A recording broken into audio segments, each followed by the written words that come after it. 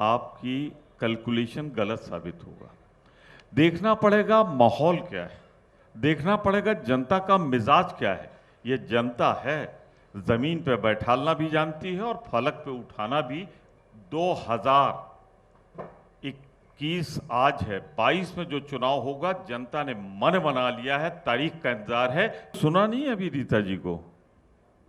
रीता जी ने क्या कहा? कांग्रेस में परंपरा ही नहीं है। बीजेपी को जो है वो हरा देगी जनता, तमाम बातें हैं।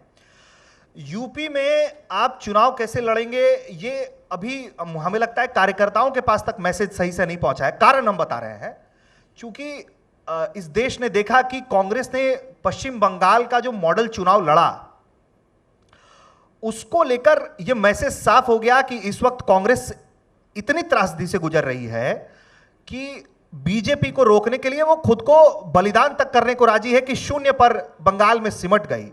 नेता आधे चुनाव पर पहुंच रहे हैं। तो यूपी में कौन सा मॉडल दिखाइएगा हम लोगों को बीजेपी को रोकने के लिए? देखिए, मॉडल हमारा, मैं थोड़ा सा 1 या 2 मिनट में समझा दूं जो गलतफहमी है। मैं खुद कांग्रेस विधानमंडल दल का नेता 5 बार रहा हूं। हम अपने समय में टिकट नहीं डिसाइड कर पाते थे। जिस दिन नामांकन दाखिल करने की आखिरी तारीख होती थी उस दिन कांग्रेस की सूची जाती थी। मैं धन्यवाद दूंगा प्रियंका गांधी को, 50 से ज़्यादा नाम अभी तय कर चुके हैं, जबकि चुनाव 6 महीने दूर है।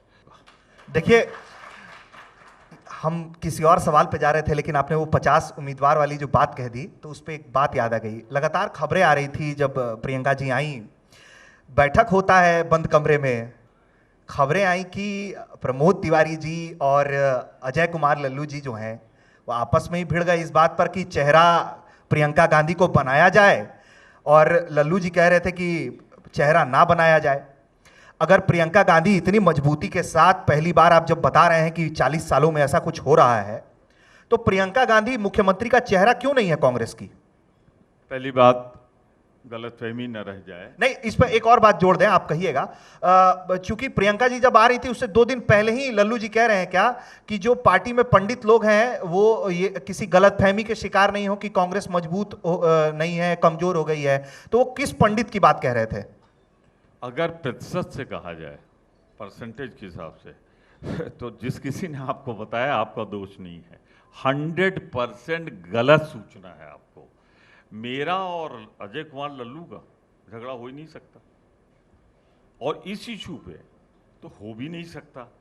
हमारी सर्वमान्य नेता, जनरल सेक्रेटरी प्रभारी के तौर पर उत्तर प्रदेश में प्रियंका गांधी थी, हैं और रहेंगी। इसमें कोई विवाद नहीं, और किसी ने विवाद पैदा भी नहीं किया। ये मैं समझता हूं कि वो जो एक पार्टी है ना, इधर उधर करती रहती है, उसकी उड़ाई हुई अफवाह होगी, इस पे न जाइएगा। नहीं तो प्रमोद जी, हम यही समझना चाह रहे हैं ना, तो फिर दिक्कत कहां आ रही है? प्रियंका गांधी मुख्यमंत्री का चेहरा क्यों नहीं बन पा रही है कांग्रेस में? मतलब आप इतना उसको बड़े लेवल पर प्रेजेंट कर रहे हैं प्रियंका जी को कि भाई रिवाइवल ऑफ कांग्रेस आप दावा ठोक रहे हैं इस बार का, तो मुख्यमंत्री का चेहरा उनको घोषित करने में क्या दिक्कत आ रही है पार्टी आपने सुना नहीं अभी रीता जी को?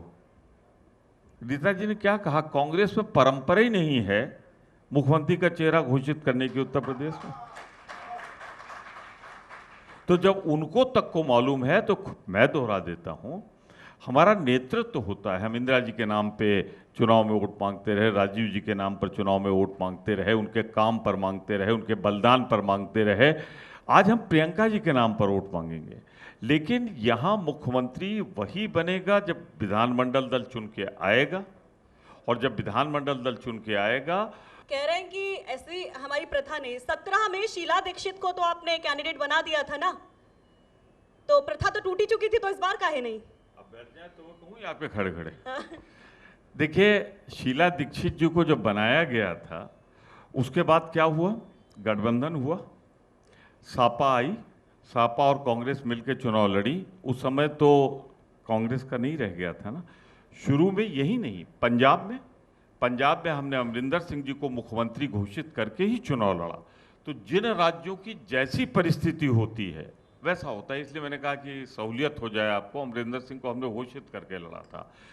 उत्तर प्रदेश में मैं दावे के साथ कह सकता हूं, विश्वासपूर्वक कह सकता हूं, जो परंपरा मैंने देखी है सन 80 से मैंने देखी है, 80 के पहले की समझी है कभी हमने आज तक न विश्वनाथ प्रताप सिंह जी को मुख्यमंत्री घोषित किया था, न नारायण दत्त जी को किया था, और किसी को बगैर घोषित किए ही हम चुनाव लड़ते रहे हैं।